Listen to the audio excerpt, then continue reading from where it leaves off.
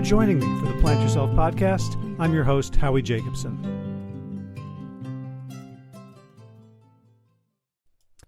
I'm really good at making things complicated, at looking for nuance, at exploring every option in every rabbit hole, and that's not a bad characteristic. However, when it's not tempered by an equally energetic search for simplicity, my life can get pretty hectic. So one of the corrective mechanisms that I'm always trying to apply in my life is looking at my current workflow, situation, environment, and saying, how can I simplify this? How can I reduce the number of moving parts? How can I get a better outcome with less effort and less sort of mental strain? And that's the topic of today's conversation with Michael Gelb, who introduced me to the entire concept of body learning in his book, Body Learning, which I came across in 1988, a year after graduating from college, and having at that point pretty much lived all in my head, or at least thinking that all the important things that one did and experienced in life were cognitive and intellectual.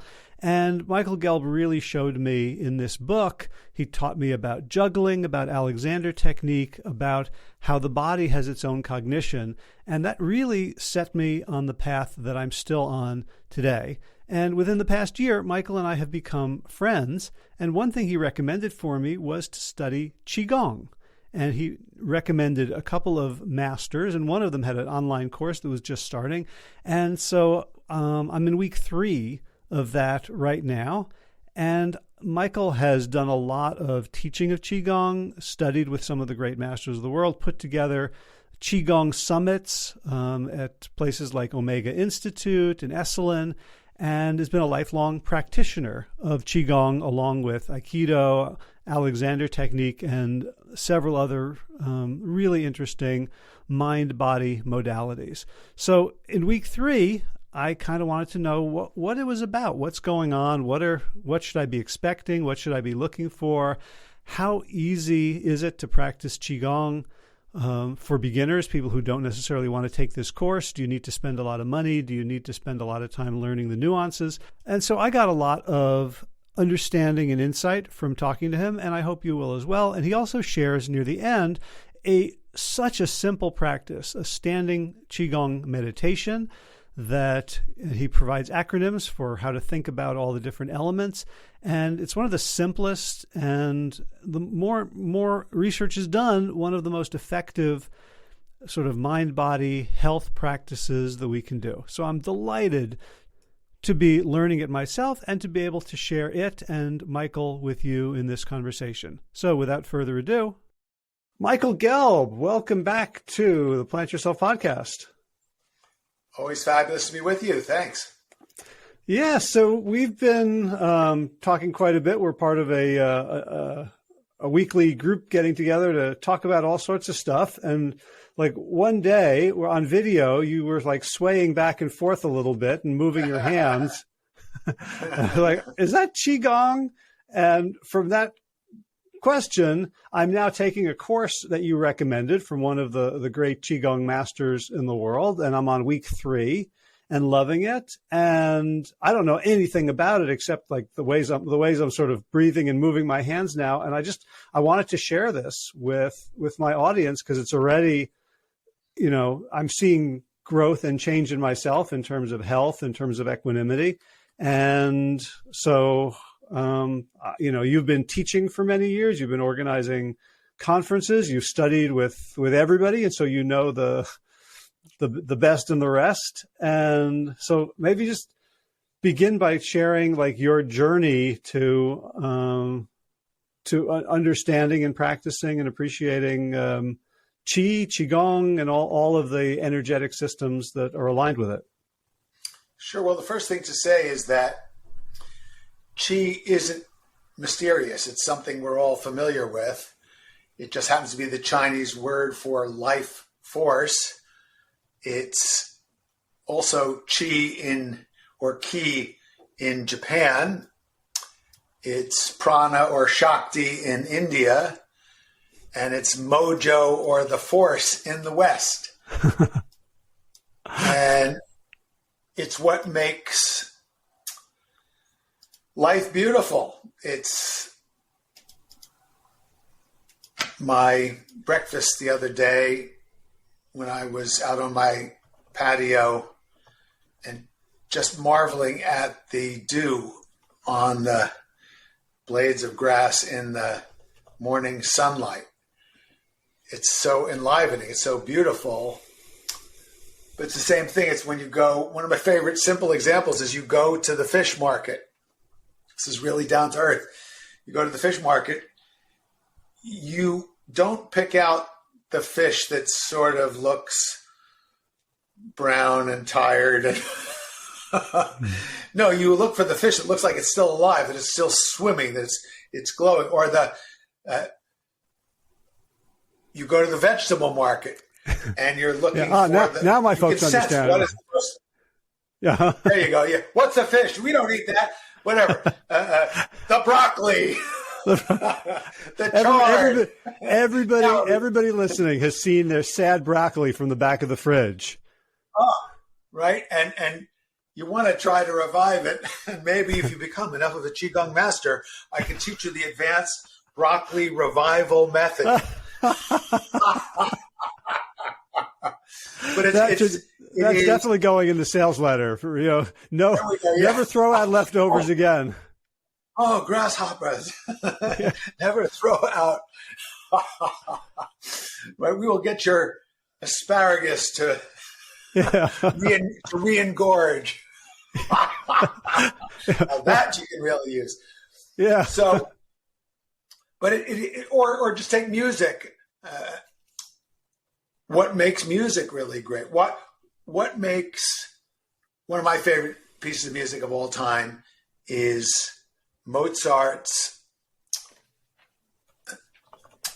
well, pretty much anything by Mozart.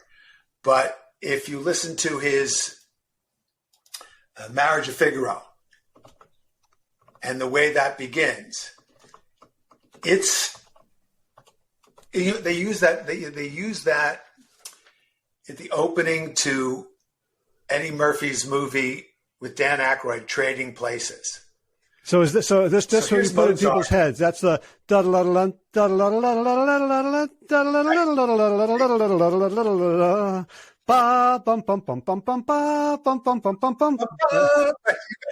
it. Okay. So first of all, we know it's genius because I just refer to it. You know it, and you feel the enlivenment just from remembering it. Yep, absolutely. And why? And this is Mozart hundreds of years ago, and it's in the opening of a comedy movie from whatever it's 20 or 30 years ago, Trading Places. Why is it at the beginning of Eddie Murphy's movie? Because you go into the movie theater, you click it on your device to watch it now, and it just enlivens you and gets you ready to have fun and enjoy this really cool movie because it's filled with chi. So the broccoli you want to choose, the music you want to listen to, the art, the painting. I mean, one of my favorite paintings is Starry Night by Van Gogh. What makes that painting so amazing? It's somehow imbued with chi. It's imbued with life force. It's what makes art great. What's visual art, music. It's the force of life. So it's all around us. And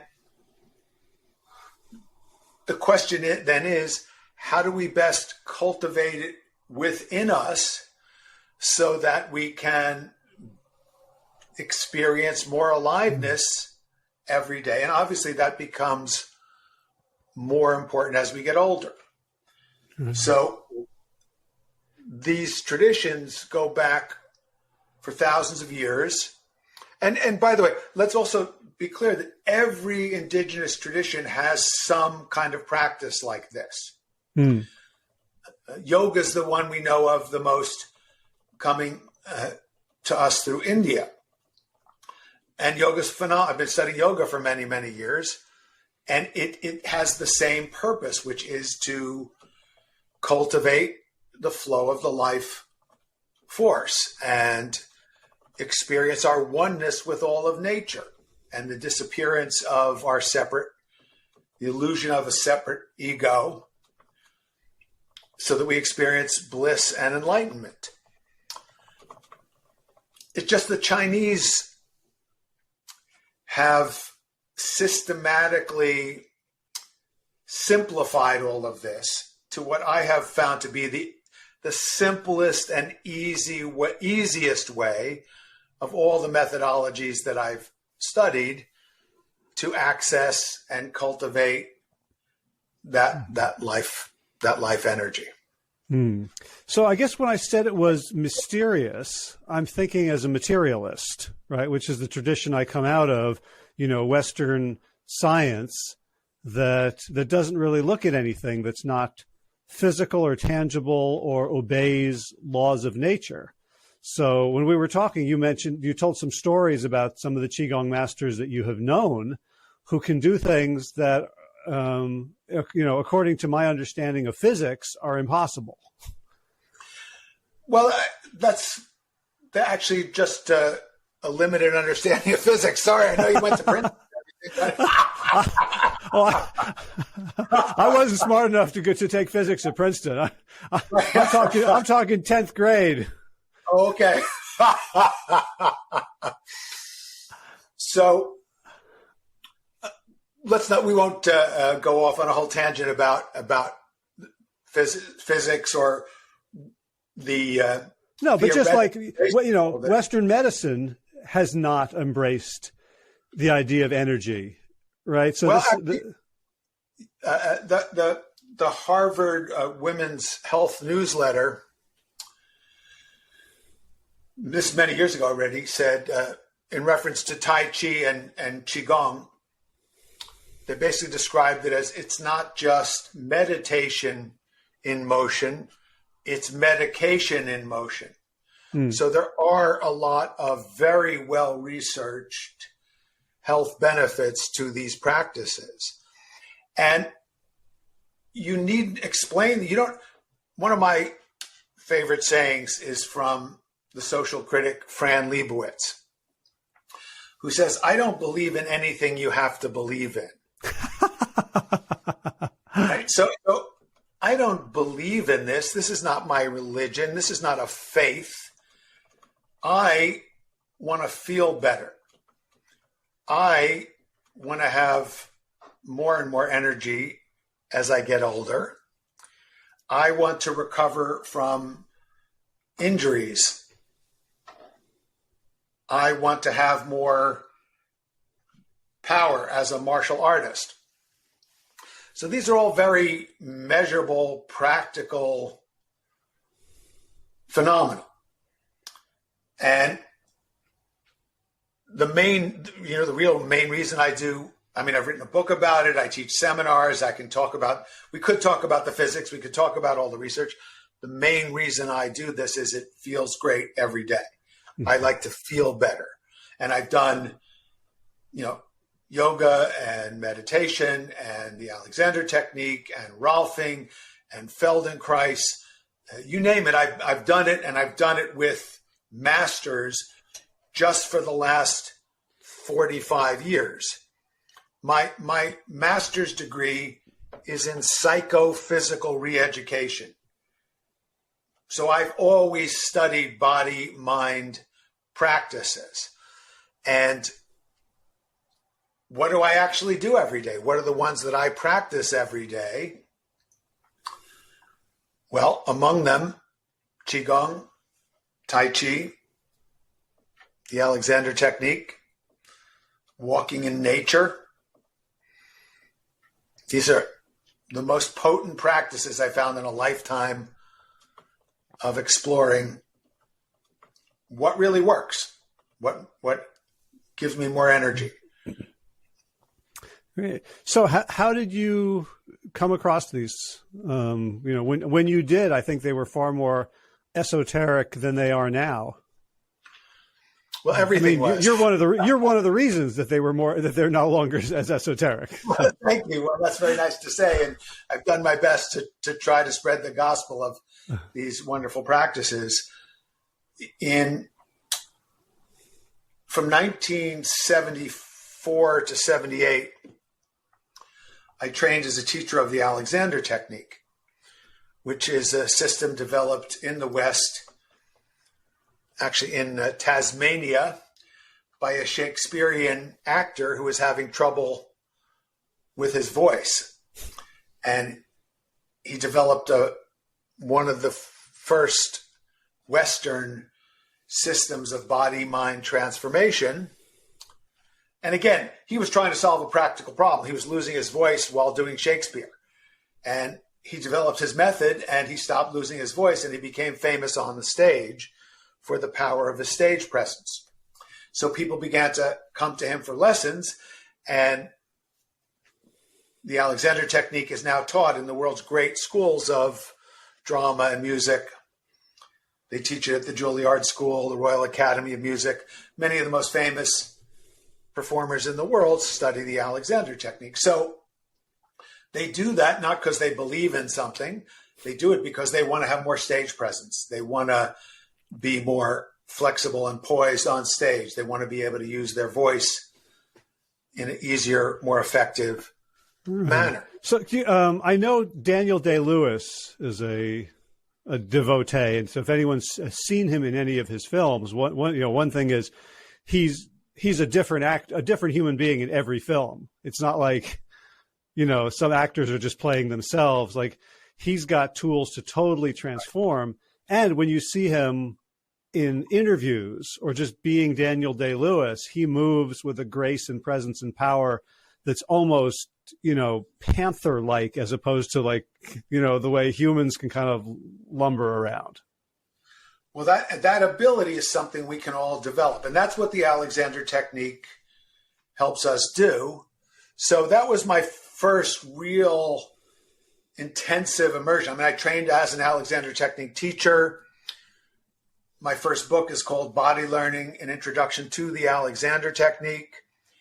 And it was only when I began studying the Chinese lineage systems of Qigong that I realized that Alexander effectively figured it out from an entirely different cultural context, trying to solve the problem of performing on stage and using his voice, rather than the problem that the Chinese lineage masters were solving, which was, how do you become more effective as a martial artist?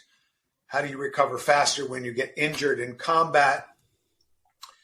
And then they realized, as they made progress in developing these methods to be stronger and more resilient, they realized that there was a component of it that had to do with awareness and consciousness and creativity. So when they weren't fighting or recovering from having been in a fight, they realized that this was the essence of creativity, so that they would imbue in poetry or in song or in calligraphy the chi, and that's what made the poetry, the song, or the calligraphy particularly exquisite. So one of the things that I've had a lot of fun synthesizing, putting together, is what are the similarities of the Alexander technique and the Chinese lineage systems and Tai Chi, which is a martial art based on Qigong practices, and also Aikido, which I've also studied and taught for many, many years. So the Ki in Aikido and the Qi in Qigong are the same, refer to the same life force. So, and it makes sense. If something is really true, it must be universal.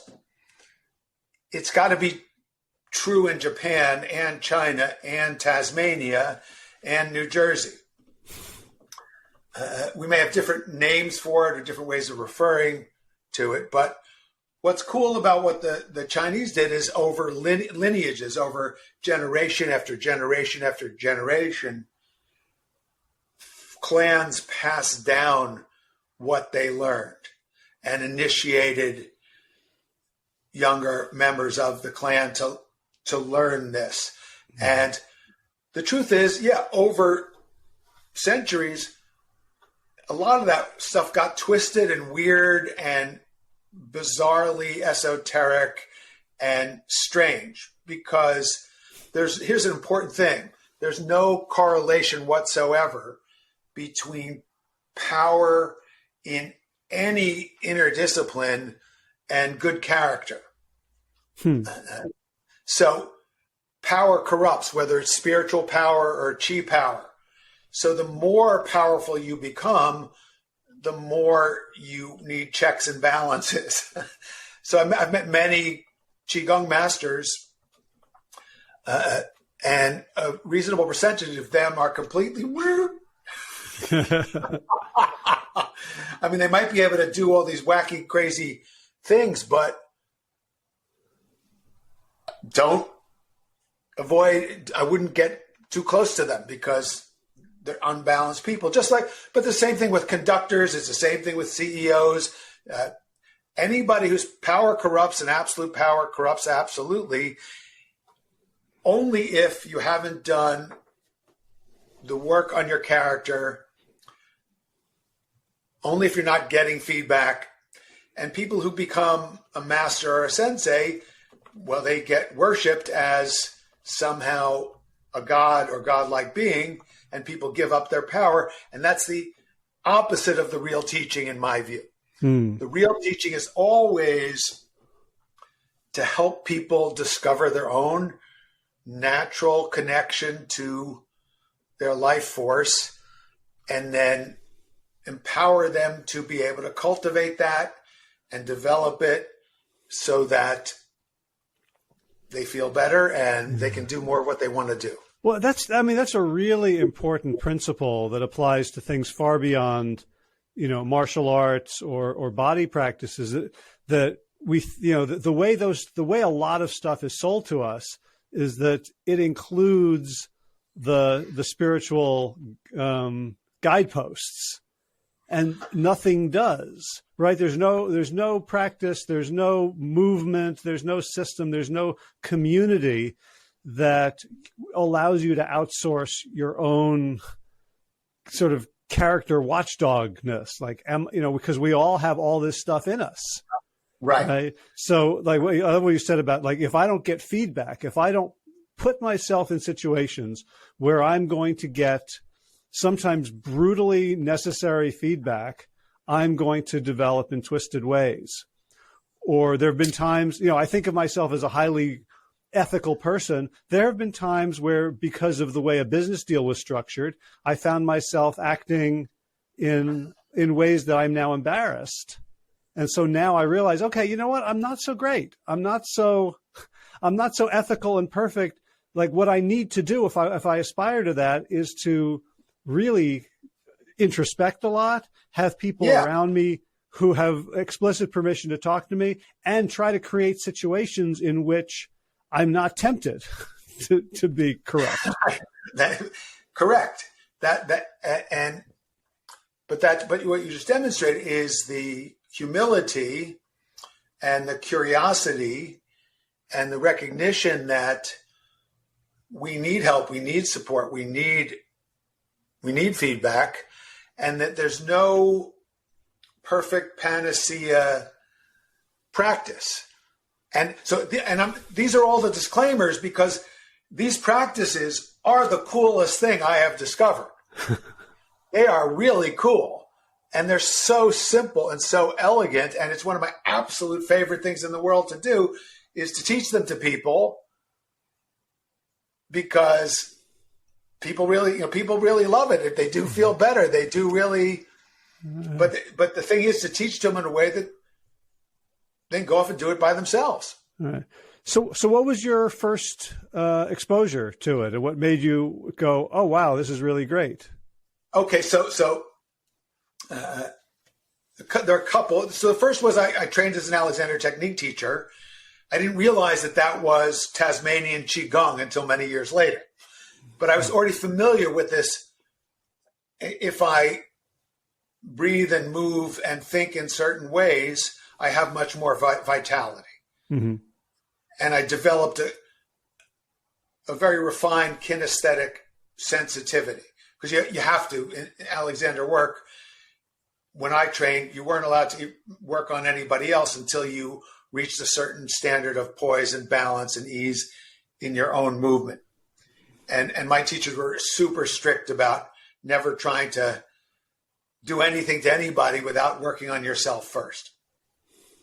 So that was how I was trained. So I was already familiar with this as a sensation. I mean, I had the experience through the Alexander technique of feeling fully integrated poise, balance, and my movement was effortless.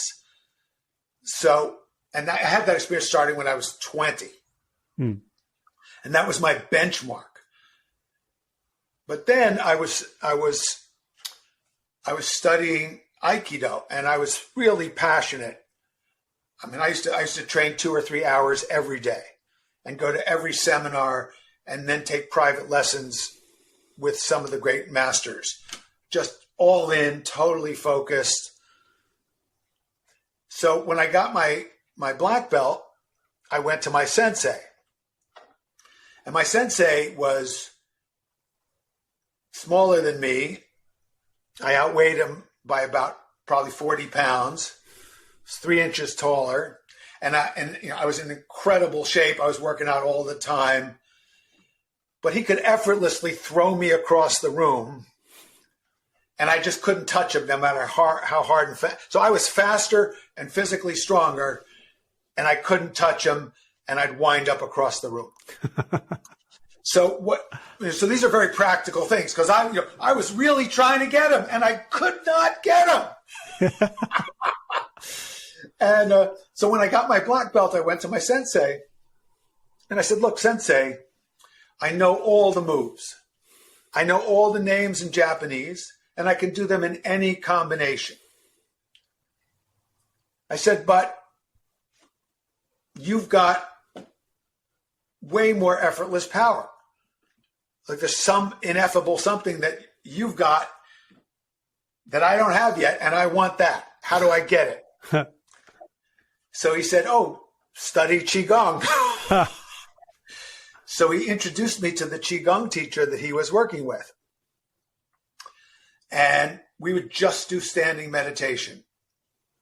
We would just, and he never explained it. He never talked about it.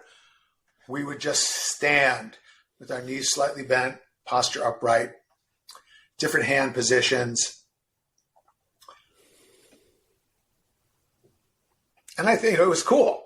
And I remember I thought it would be easy to just stand there, but after 5 or 6 minutes, standing with your knees bent, arms start to shake, shoulder starts to hurt, hip gets tight. So what I realized is, anything that I'm doing that's unnecessary tension will be exposed by just standing here. And it's going to start to hurt until I can release it. So it was a new way of training my kinesthetic awareness to go deeper even than I had as an Alexander trainee. And then I was also very impressed because the master would come around, and when I was really struggling, he would just touch me very lightly, and all of a sudden I would ease up and I could stand much longer. And I thought, this is just like a master Alexander technique teacher. He's pretty much doing the same thing. Mm-hmm. So I also would notice that after I did standing meditation, I did seem to have, there was more juice in my Aikido. So the next big aha was I found out that this another Qigong master was coming to town. This is when I lived in Washington, D.C. And one could just go and get private sessions with him for what seemed like a a pretty reasonable amount of money. It turned out it was very reasonable because privately in Chicago, where he was based, his sessions were $400. And he was charging $80 in this clinic in D.C. And I thought, this is too good to be true. And even though I had nothing really wrong with me, I said, I got to go experience what this guy does. And he was a Western-trained MD as well as a lineage Chinese master. And just one of the coolest people I've ever met. His name was Dr. Dong, Dean Y. Dong, D-E-N-G. And he had the most wonderful laugh. But the most amazing thing was he put his hands on or near me, and the feeling was of waves of energy coming from his hands through my body. Waves and waves of energy. And after every treatment I had with him, it just felt like I had a vacation. I felt so rested and rejuvenated, and whatever soreness or injuries I had just seemed to dissipate. So I thought, this is incredibly cool. I just kept going to sessions with him. And I prevailed upon him to do a teacher training of one of the methods that he taught and certify us, which he did. So then I started teaching that on seminars, and everybody loved it. It's called the Eight Treasures of Qigong. It's one of the ancient systems. He wrote a book about it. So that was the next level of aha. But then the really big shift. So I was practicing this and teaching this for decades already. But then in, I guess it was 2008, I started to have trouble with my hip. And I called in all my energy medicine master friends and acupuncturists and healers. And it was just like Humpty Dumpty. Nobody could help me because my hip was falling apart and I had to get a hip replacement. And I'd also had 2 previous knee surgeries. And when you get a hip replacement and you've had a bad knee, they tell you, well, one of 2 things is going to happen. Your knee is either going to get better or worse. Well, mine got a lot worse and I needed a knee replacement. So the hip replacement was hard, but the knee replacement was really difficult. And I don't know if you ever have a Charlie horse? Yep. Well, I had one for 2 weeks in my right calf muscle that didn't stop. Just constant cramping pain, and I couldn't put any weight on my right leg at all. I had to get out of bed. I had to get on the walker and hop. And it was not fun. So there was one moment I'm on the walker, balanced on my left foot, in a lot of pain. And 2 things happened. One is I lengthened up. I'd learned many years ago from my Alexander training how to get that natural lengthening of the spine no matter what's going on. So I lengthened up to my full stature, even on the walker. And I didn't lean on the walker so much. I just used it. And I just thought, I'm going to take everything I have ever learned about the Alexander technique, Qigong, and other inner practices to recover from this knee thing and get in better shape than I ever have been, but in a different way, and really, really learn how to heal myself. So I started, that was my impetus to go and meet and study intensively with Qigong masters. And I did that. And I didn't just interview them. I went and took residential seminars, private lessons with a lot of really cool people. And first of all, by the way, it worked. I recovered. I got to the point where I can do an endless number of squats. I can walk for 10 miles. I can do whatever I need to do.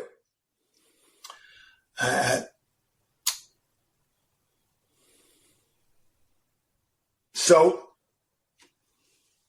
I took the best of the practices from the various masters and synthesized them and tried to make them as simple as possible.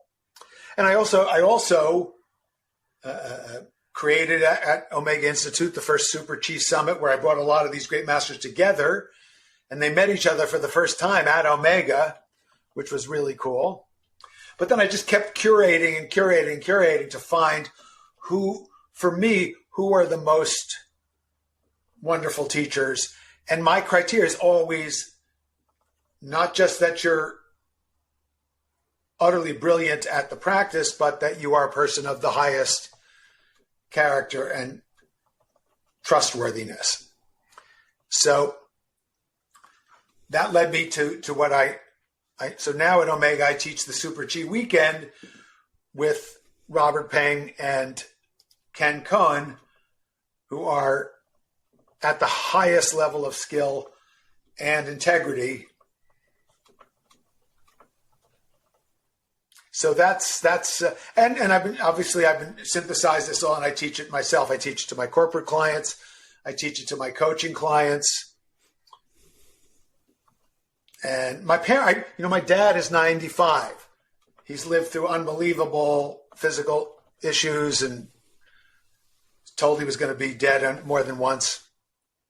I go see him in New Jersey, and I teach him a little bit of Qigong, and he does it, and he says to me, my balance is a little bit better. That feels really good. It's pretty cool. Okay, so we're 33 minutes in, and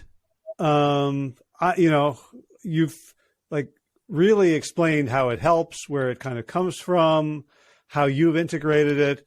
What is it? I bet people are hungry now. Okay, give me some of this. Yeah. Well, there's 7,000 different lineages we know of, that scholars know of now, that we can trace. But of those, there's 7 or 8 practices that almost all the lineages have in common, all the ones that have been studied. That there are some practices that go across all this so that you would recognize them. And what they all involve is some simple movements, breathing patterns, and ways of thinking. Intention, a mindset, a visualization. But the best of the methodologies, if you just do the movement and the breathing, it shifts your consciousness just by itself. So the simple, you want me to teach you one? Sure.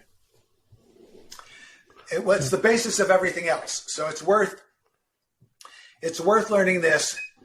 And this is something I teach with a lot of focus and a lot of care, because partly it's because of my Alexander technique background, but partly it's because everybody wants to get in there and do something. They want to learn some cool new system. It's great to learn the 8 treasures. They're beautiful movements. It's great to learn the Yi Jin Jing, which is the original practice that Bodhidharma taught to the monks so that they could become warrior monks and started Kung Fu. It's great to learn all these wonderful methodologies, but every single one of them begins with a basic standing posture. And if you get a good basic standing posture, all the rest of your practice will be so much more fruitful. Conversely, if you don't have such a good basic standing posture, you're going to be, it's the crooked man walks a crooked mile. You'll be walking a crooked Qigong practice. The amazing thing is, even when people don't have a wonderful standing posture, they still get the benefit. It's amazing. That's how potent these things are. I was going to ask you that because I'm on week 3 of the program you recommended to me, Robert Peng's I Ching Jing. And so we start out, with they spend a fair amount of time in a standing posture. And I'm standing and I'm doing everything, as right as I can. And I'm like, oh, I feel my right lower back. So I'm like, well, good. That's good, right? Like that's the point. That's the point. So what you have to worry about is if you don't feel the tensions, because that's how people hurt themselves doing yoga or Tai Chi or anything, because they want to, it's what Alexander called end gaining. People want to do the thing, but the teachings of the real teaching of Qigong and Tai Chi and the Alexander technique, part of why I love them all so much, is the way you do the thing is at least as important as the thing that you do. Mm. So it's the way you do it. So you know that when you're taking your class with Robert Peng, he says when you raise your hands, he says you don't raise them mechanically. You let your breath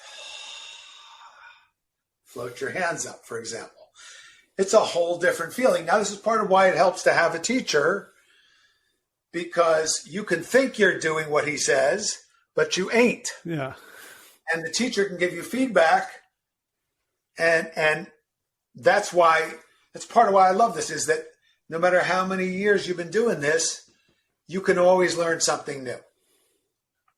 There's always less you can be doing to get more of a result. Okay,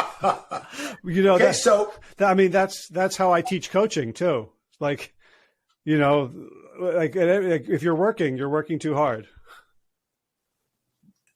This is a universal truth. It applies to many, many things. It's having the right amount of energy in the right place at the right time.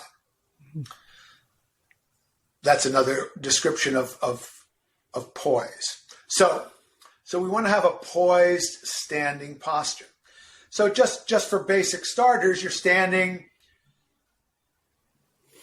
your feet are flat on the floor, your knees are slightly bent, or as I love the way Robert Peng says, unlock it. Yeah. Unlock it. So don't lock your knees. And the way I teach is I always start with a smile. So the little smile, because one thing you see, you're taking Robert's class, he's always smiling. Mm-hmm. Ken Cohen is always smiling. The Buddha is always smiling. So it's one of the ways of recognizing someone who has a positive connection with the teaching is they're going to be happy. They're going to be having fun. Yeah, I remember reading that in the Tao of Pooh about the sweetness, as opposed to some other traditions, Confucianism, or the sort of more suffering-based or sorrow-based or rule-based. Yeah. Why would you do that when you could do this? Yeah. Right? So we begin with a smile. Now, this is a simple little thing we're going to do. Just say out loud the phrase, let go. Okay, let go. Let go. Do you notice where your tongue goes when you say the "la" in let go? Yeah, just roof of the mouth, just above the teeth. Correct, just behind the upper teeth. So that point happens to be an acupuncture point. And when you gently press it with the tip of your tongue, it helps to integrate the flow of energy down the front of your body and up the back. So start with a little smile and then put your tongue on that point, just lightly, gently, consciously. Then you want to be, of course, aligned around the vertical axis. So one way of thinking about that is as though there's a fine thread that goes up to heaven, and it goes through the top of your head, down through the center of your body, through your perineum, and into the center of the earth. So you want to do everything you do aligned around the central axis. Okay, so we've got smile, tongue on the point, aligned around the central axis. Mm-hmm. And then you want this to be as natural as it can be. So I like to practice when the weather allows right out in front of the willow trees that are outside in my land where I live here. Sometimes I practice inside, look if it's too cold, looking at the trees through the window. But I like to be natural like a willow tree. So just think of your stance being as natural, just like the willow tree is completely natural standing. That's how you are. Okay. Like you belong here. You don't have to prove yourself. That's already a lifetime's worth of unpacking right there. Right? Just that thought, oh, look, that tree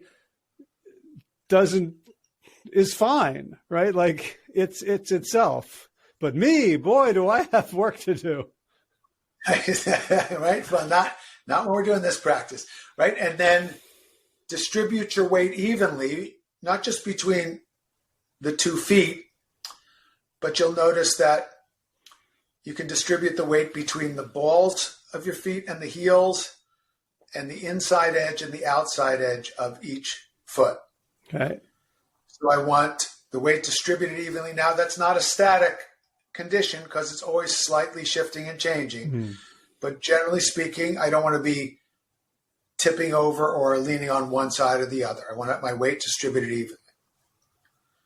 Right? So I want you to notice smile, S, tongue on the point, T, alignment, A, natural, N,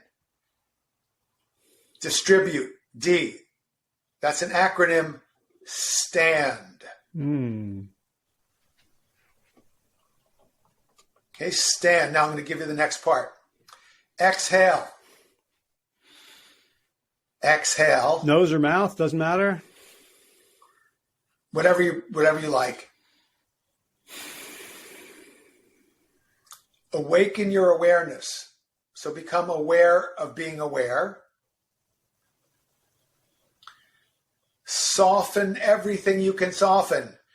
Your forehead, your eyes, your jaw, your shoulders, lower back, thighs, ankles.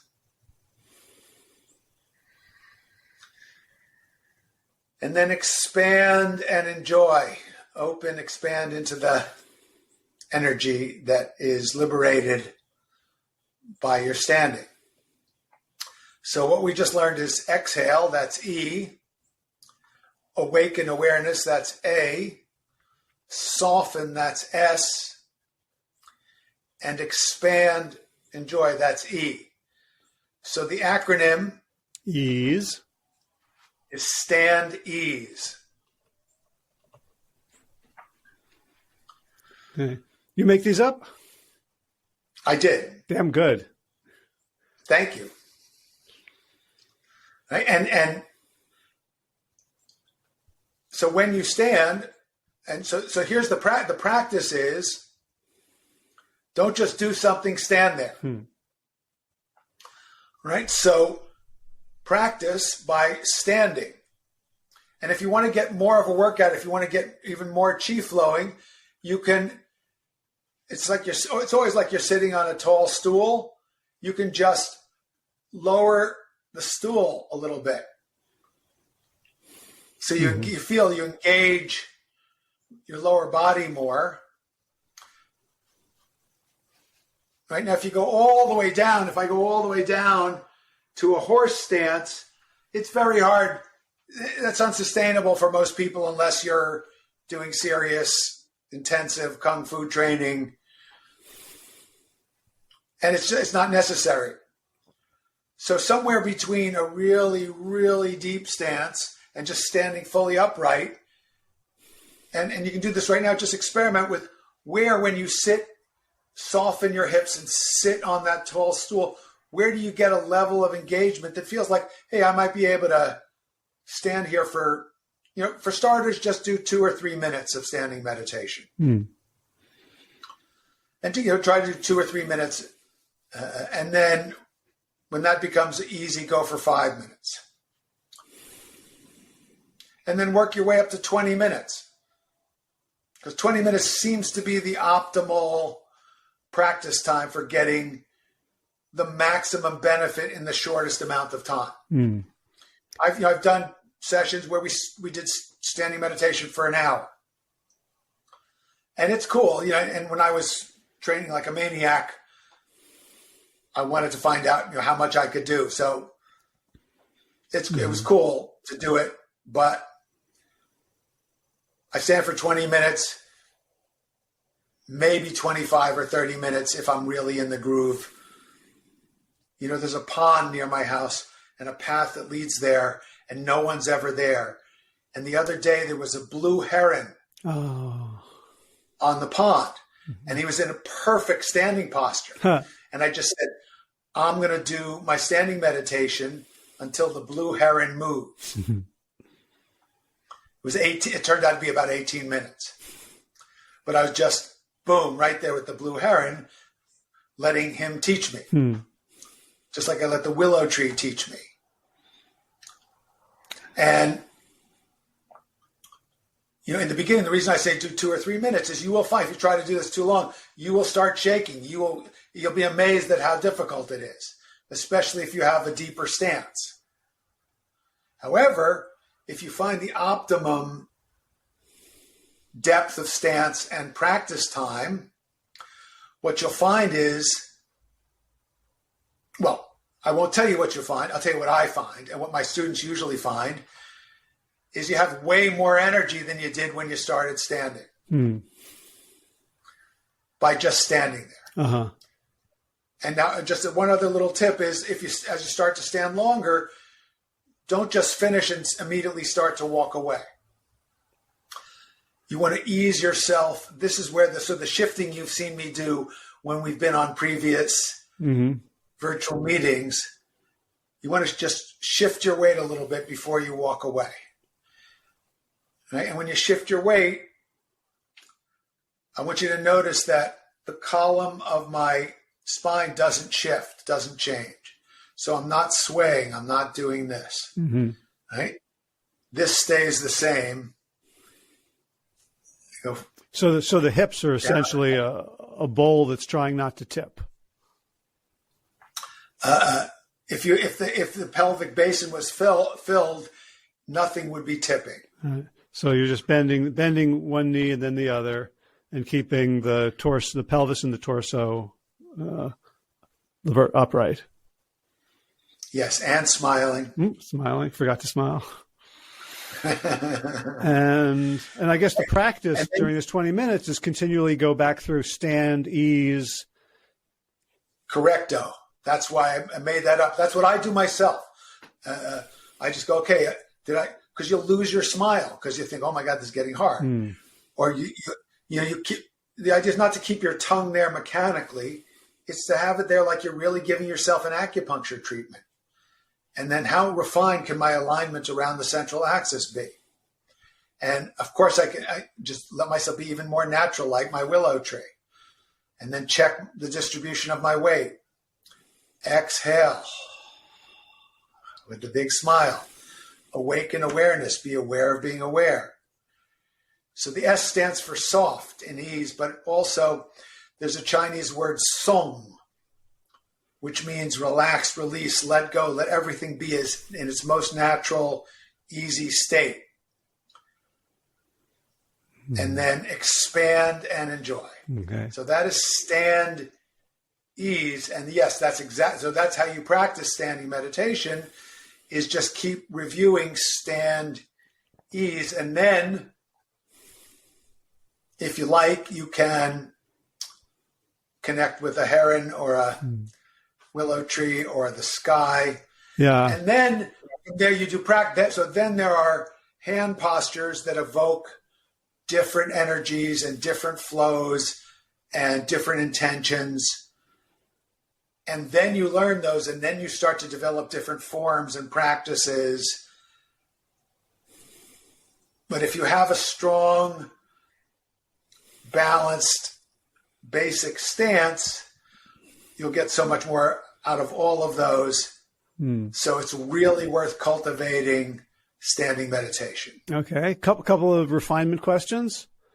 So you talked about the heron or the willow tree. Do you recommend eyes open always or eyes closed sometimes or when you're starting? In the beginning, I'd recommend eyes open and soft because we want to keep you present to what's really happening in the now and not provide just a platform for you to space out from. Right? In the beginning, now later on, you can close your eyes. And some people find it helps them get more accurate kinesthetic feedback when they go inside in that way. In the beginning, eyes open but soft. Okay. And when you're just starting, arms can just dangle? Hands are just at your side, right.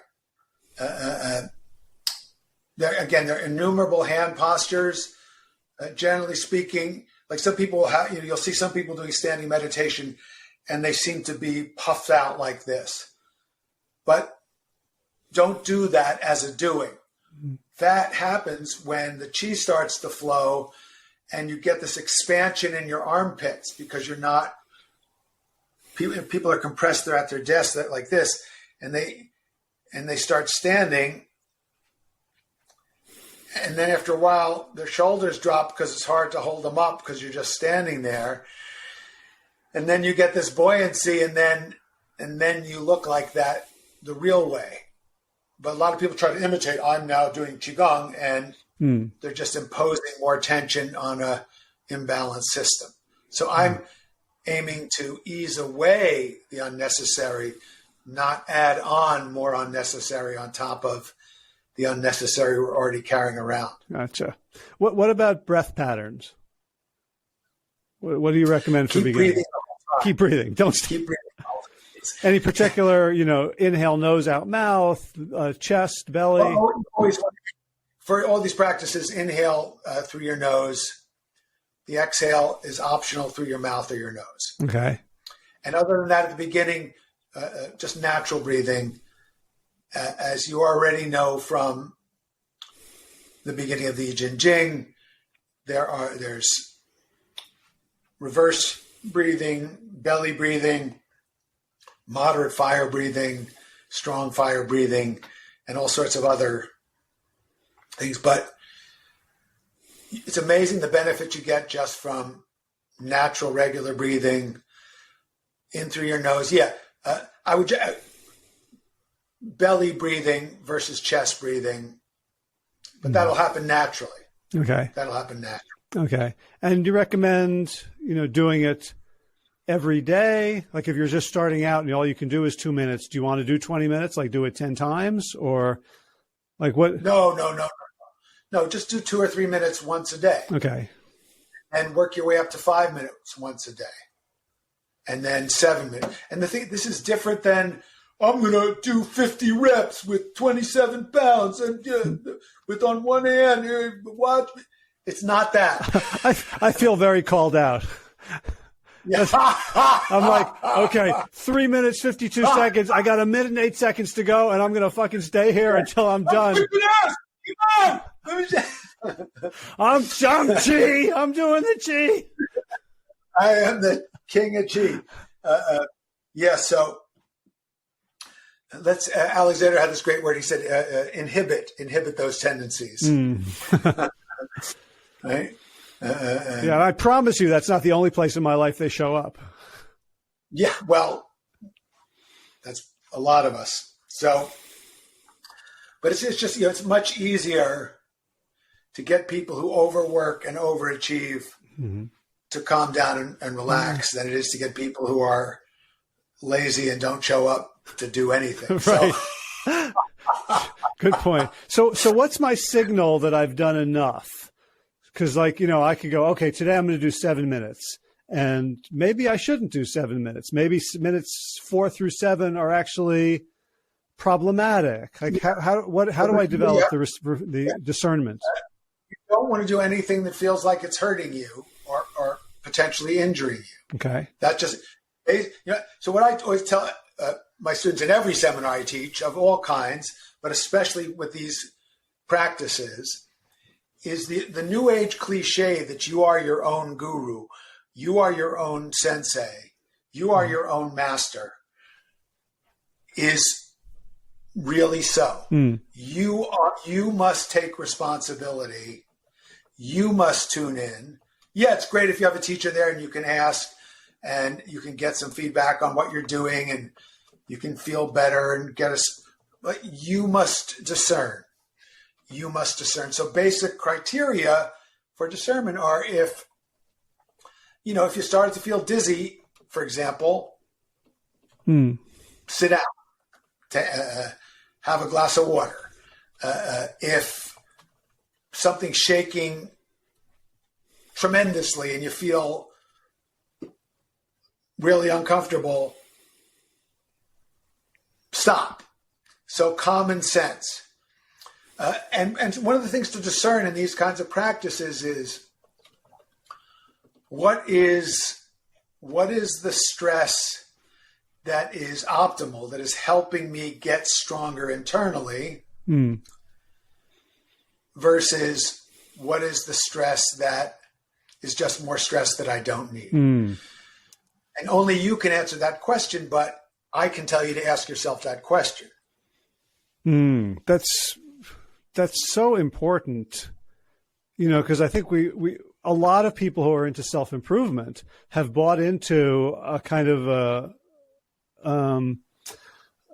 a version of stoicism that says, like, the more suffering, the better, right? Like, we constantly hear you only grow when you're out of your comfort zone. Well, a previous podcast guest, Jack Allen Weber, was writing on Facebook. He says, actually, that can be dangerous. The way you grow is by having support to do things you couldn't do otherwise. It's much more about kindness and support than making yourself miserable to grow. Well, I would also, here's another way to think about that too. I agree with everything that Jack said and that you just said. And I would add, part of how you grow is, if this is your comfort zone, experiment with going 10 to 15% beyond it. Not 40 or 90% beyond it or 300% beyond it. So here's my comfort zone. Let me experiment. Let me see if so I've been standing for 12 minutes. Let me 10 to 15% more might be standing for 14 minutes or 15 minutes. Let me see how that works. And then I try that for a few days. And then I say, okay, let's go to another 10, because then all of a sudden now my new comfort zone is 15 minutes. And that's what happened. That's what growth is, when I first was doing regular standing meditation, really, when I first went to Master Ma's class and did standing meditation, 20 minutes was tough. And then it became my baseline. So then I also, I have a lot of other things to do in the day. So if I want more of a workout, I don't have to do more time. I can just sit a little deeper into my stance. Okay. You see, so I could go, let me do 5% deeper stance. But then what's great is if it's becoming too much, I can just ease off. So I don't have to stop. I can just come up a little bit. And then I can sink back down into it. So that I'm exploring and finding, how do I, with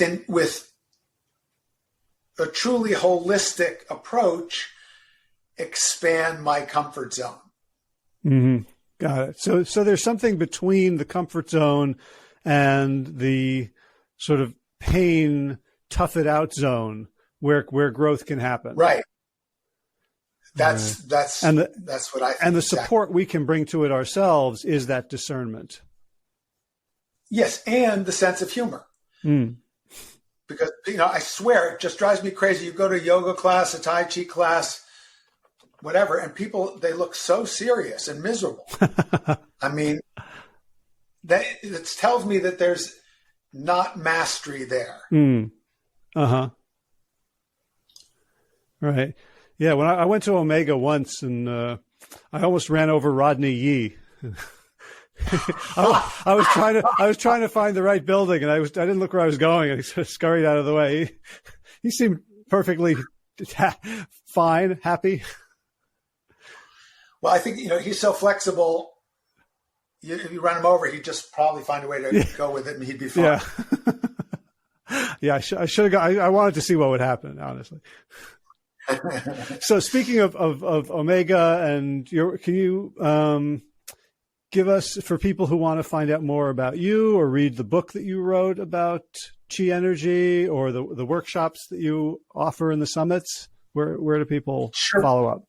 The best thing to do is for people just to come to my website, michaelgelb.com. That's GELB, michaelgelb.com, and sign up for our free newsletter, because then we'll let you know.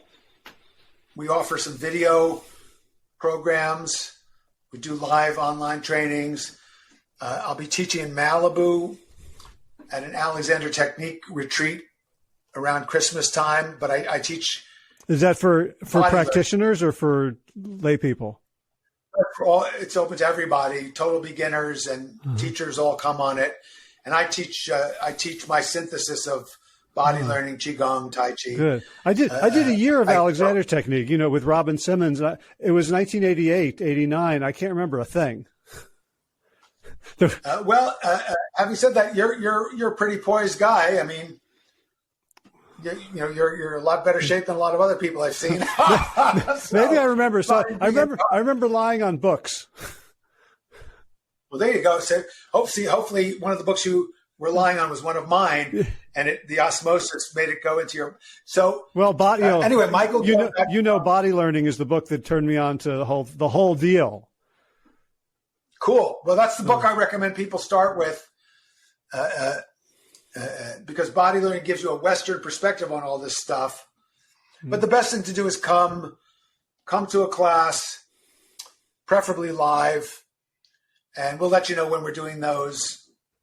And I could also obviously recommend the other teachers that I recommend, both online and live. All right. Well, right to me. So. Well, Michael, thank you for being flexible and just jumping on the call with me. I was, I've been practicing. I got excited about it, and I'm like, when I'm excited, I want to, I don't want to schedule something 3 weeks in the future. I want to share it right away. So I really appreciate your spirit and your generosity and your sense of humor. Well, thank you. And the thing about Chi is, I say to people, imagine that you had this resource. It was unlimited. It could enrich your life on so many levels. And it was free. And it was simple and easy to access. And once you learn the basics, it's literally free. I mean, if you just did standing meditation every day for the rest of your life and built up to 20 minutes a day, be absolutely life-changing. You don't need another lesson. You don't need to pay anything. Just gave it to you for free. Stand ease. God bless. All right. You've inspired me. I'm not sure. I think I'm going to add like 2 minutes of the standing to the stuff I'm doing with Robert, and then see how it goes from there. I'm also just before we go, I'm curious whether you can take sort of snacks, Qigong snacks throughout the day. So you've got whatever your 2 minutes to 5 minutes to 20 minutes is, your practice. But like, if I'm running late to a meeting, or I have to sit down and I have to write something and I'm not feeling inspired or creative, are there ways to like draw upon it in the moment? Well, in my cup here is some Chinese tea, which I ordered from Ken Cohen. Okay. And it's really funny. It just arrived today, so I made a pot right away. and it's an exceedingly rare and exquisite Chinese tea. And one thing I noticed, all of the Qigong masters that I've become friends with and teach with, they're all passionately in love with Chinese tea. Huh. And they all serve it either before, during, or after their classes. So, like, we're finishing this thing. The next thing I'm going to do is my I Ching Jing practice today. Okay. And I might take a break in the middle of it and have some of this exquisite tea. I told my wife, I said, honey, I'm meditating on this tea. She said, based on how much you paid for it, you better meditate on it. Got to get your money's worth. Oh. All right. Well, now we got to tell people where they go find that. That's Ken Cohen. If you look up Ken Cohen, okay. I think his website might be something like Qigong Healing. I'll put it in the show notes. So the people I recommend: Ken Cohen, Robert Peng, the other great master that I used to teach with and study with a lot, unfortunately passed away. But we used to share tea. He was also my Tai Chi teacher, and he wrote a phenomenal book called The Internal Structure of Cloud Hands. It's an advanced Tai Chi book, but it is, if you want to stretch your mind with what's really going on in Tai Chi and Qigong practices, read The Internal Structure of Cloud Hands. I wrote the foreword to it, and the foreword tells more of the story of how I was introduced to the martial side of Tai Chi practice. All right.